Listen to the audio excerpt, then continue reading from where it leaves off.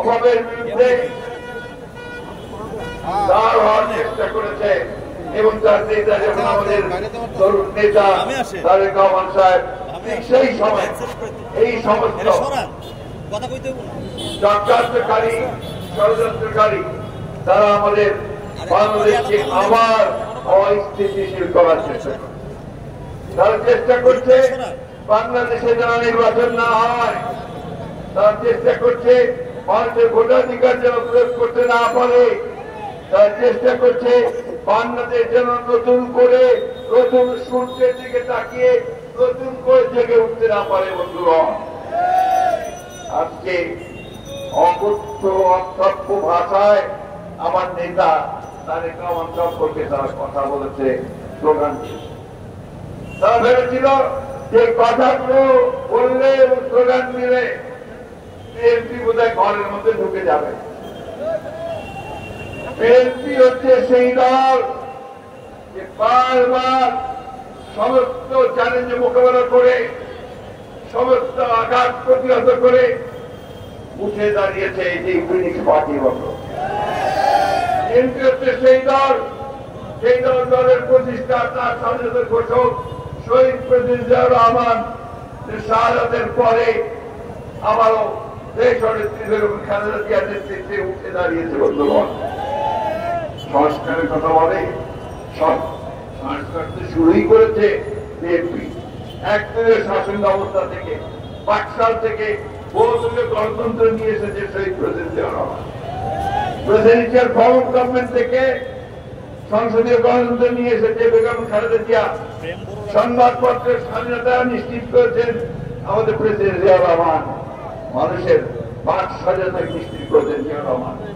অর্থনৈতিক স্বাধীনতাকে নিশ্চিত করেছেন শহীদ প্রেসিডেন্ট জিয়াউর রহমান। আজকে যে গার্মেন্টস ফ্যাক্টরি দেখছেন, কদিন পরে কি হবে অবস্থা এই সরকার আমরা করে তা জানি না। এই গার্মেন্টস এর সুবিধা করেছেন কিন্তু শহীদ প্রেসিডেন্ট জিয়াউর রহমান। বিদেশে যে মানুষেরা যায়, শ্রমিক ভাইয়েরা রেমিটেন্স পাঠায়, সেটাও শুরু করেছেন শহীদ প্রেসিডেন্ট জিয়াউর রহমান। আজকে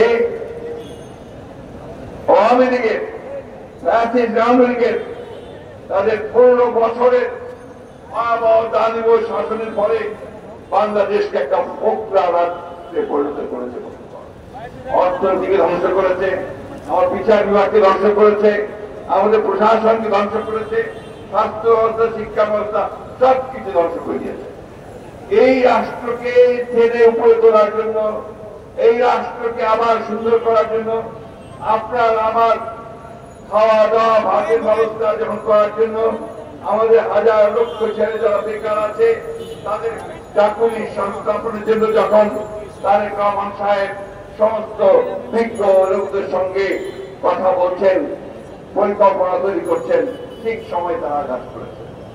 বন্ধুগণ, পরিকল্পনাটা অত্যন্ত ভয়াবহ যে বাংলাদেশে আবার একটা অস্থিতিশীলতা সৃষ্টি করা, অস্থিরতা সৃষ্টি করা, বিভাজনের সৃষ্টি করা, বাংলাদেশকে আবার একটা জায়গায় নিয়ে আসা যেখানে গণতন্ত্র আবার চিরহিত হবে। বন্ধুগণ, সেই জন্যই আজকে আমাদের যে দায়িত্ব, সবচেয়ে বড় দল হিসাবে, গণতান্ত্রিক দল হিসাবে 15 বছর আমরা যে কষ্ট করেছি, যে আত্মত্যাগ করেছি, আমার ভাই যে প্রাণ দিয়েছে, যাদের ঘরের মধ্যে থাকতে পারত না পালিয়ে থাকতো, যারা এলাকায় থাকতে পারত না পালিয়ে থাকতো, সেই ভাইদের সকলের যে আত্মত্যাগ, সেই আত্মত্যাগকে সামনে নিয়ে আমরা যখন তৈরি হচ্ছি। বন্ধুগণ, আমাদের দেশের বেগম খালেদা জিয়াকে 6 বছর কারাগারের মধ্যে অন্যায় ভাবে মিথ্যা মামলার সাহায্যে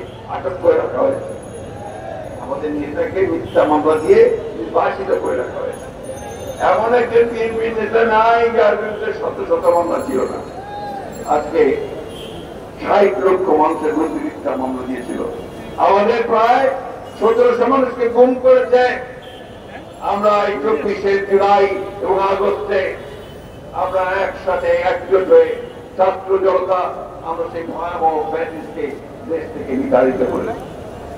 আবার ফ্যাসিস্টকে দেশে ফিরিয়ে আনার জন্য নয়, আমরা খুব পরিষ্কার করে ঘোষণা করতে চাই যে আমরা যেভাবে ফ্যাসিস্টকে বিতাড়িত করতে পেরেছি, জনগণকে সঙ্গে নিয়ে একইভাবে কোনদিন যেন আবার ফ্যাসিলিটি এখানে চালু হতে না পারে তার ব্যবস্থা অবশ্যই আমরা করবো বন্ধুগণ।